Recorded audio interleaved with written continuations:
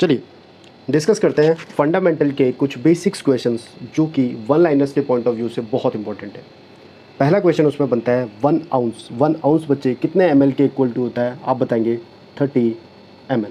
1 ounce is equal to 30 ml। Next है बच्चे 1 teaspoon, अगर बच्चे वो टीस्पून लिख रहा है तब आप बताएंगे 5 ml, और अगर वो लिख रहा है tablespoon 1 tablespoon is equal to 15 ml। कई बार वो पूछ लेगा बच्चे आपसे 2 tablespoon is equal to, तब आप क्या बताएंगे 30 ml। अगर वो पूछे 3 टीस्पून तो कितना हो जाएगा बच्चे 15 ml। Okay, so 1 teaspoon is equal to 5 ml and 1 tablespoon is equal to 15 ml। 1 litre is equal to 34 ounce. 34 ounce, ये बात याद रखिएगा। नेक्स्ट है बच्चे ऑकल्ट ब्लड इन स्टूल, अगर स्टूल में ब्लड आ रहा है तो बच्चे आप क्या टर्म यूज़ किया जाता है? टर्म यूज़ किया जाता है मलीना।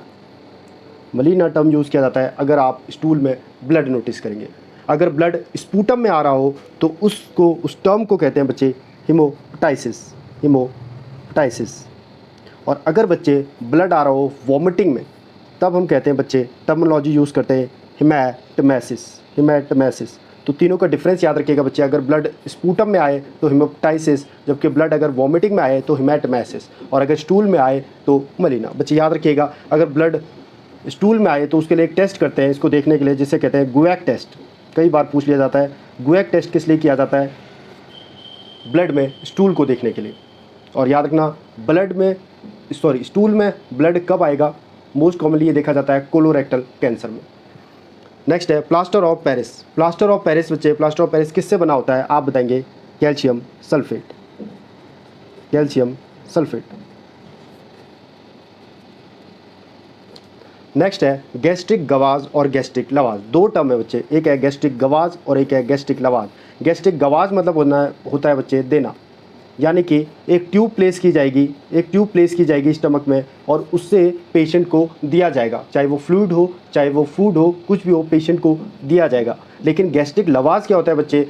इसमें मान लो किसी पेशेंट ने पॉइजन ले लिया है तो उस पॉइजन को बाहर निकालने के लिए, यानी अगर स्टमक इरिगेशन करना होगा या फिर स्टमक वॉश आउट करना होगा, यानी अंदर का जो भी कंटेंट है उसको बाहर निकालना है, तो एक ट्यूब प्लेस करी जाती है स्टमक में, उससे सारा कंटेंट बाहर निकाला जाता है, वो होता है गैस्ट्रिक लवाज। जबकि गैस्ट्रिक गवाज क्या होता है? इसमें भी ट्यूब प्लेस करी जाती है स्टमक में, ठीक है, माउथ के थ्रू, इसोफेगस के थ्रू स्टमक में एक ट्यूब प्लेस की जाती है और इसमें फ्लूइड्स वगैरह दिया जाता है। जबकि लवाज में फ्लूइड जो स्टमक कंटेंट है उस ट्यूब के थ्रू उसको बाहर निकाला जाता है। बच्चे दोनों का डिफरेंस याद रखिएगा। अगर कभी भी आपसे पूछे कि किसी भी पेशेंट का आई इरिगेशन करना है तो याद रखना जो भी लेस इन्फेक्टेड आई है, आई इरिगेशन में बच्चे हम क्या ध्यान रखते हैं? इरिगेट लेस इन्फेक्टेड आई फर्स्ट। इरिगेट लेस इन्फेक्टेड आई फर्स्ट। हमेशा जो कम इन्फेक्टेड आई है उसको पहले इरिगेट करते हैं और जो ज़्यादा इन्फेक्टेड आई है उसको बाद में करते हैं, ठीक है। तो ये पॉइंट यहाँ से याद रखिएगा। नेक्स्ट है solution use for bladder irrigation. अगर किसी का ब्लैडर इरिगेशन करते हैं तो एक सॉल्यूशन यूज़ करते हैं, कई बार पूछा गया है ये नॉट सेट में, ग्लिसरॉल यूज़ करते हैं ब्लैडर इरिगेशन के लिए, याद रखिएगा। नेक्स्ट है बच्चों पैसेज ऑफ गैस और एयर फ्रॉम यूरिथ्रा। अगर ड्यूरिंग वॉइडिंग के टाइम पे गैस लीक हो रही है यूरिथ्रा से तो बच्चे उस टर्म को बोलते हैं न्यूमैचूरिया, ठीक है। जब आप टॉयलेट कर रहे हो उस समय पे गैस या एयर का यूरिथ्रा से क्या होना? लीक आउट होना, न्यूमैचूरिया। क्लीनिंग ऑफ सर्जिकल वुंड, याद रखना बच्चे, मान लो ब्लेड से सर्जन ने इस तरीके का सर्जिकल वुंड काटा है तो हमेशा सर्जिकल वुंड को जब आप क्लीन करोगे तो आप क्लीन करोगे इनर टू आउटर। कैसे क्लीन करोगे? आप यहाँ पे लिख सकते हो इनर टू आउटर।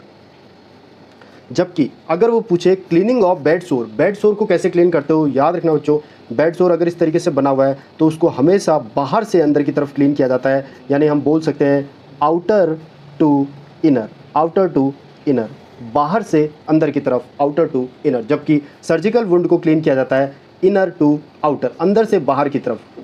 लेकिन बेड सोर को बाहर से अंदर की तरफ बहुत बार पूछा जाता है क्योंकि बच्चे इसमें काफ़ी कंफ्यूज होते हैं।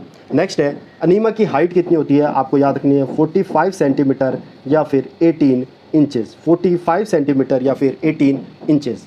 नेक्स्ट है ऑटो क्लेविंग। ऑटो क्लेविंग में याद रखिएगा जो टेम्परेचर पूछता है वो ऑटो क्लेविंग का टेम्परेचर कितना होता है 121 डिग्री सेल्सियस। और अगर आपसे प्रेशर पूछे तो आप बताएंगे 15 पाउंड्स। ये बहुत ज़्यादा बार पूछा गया है इसलिए ये दोनों वैल्यूज़ याद रखनी है। टेम्परेचर 121 डिग्री सेल्सियस जबकि प्रेशर 15 पाउंड्स।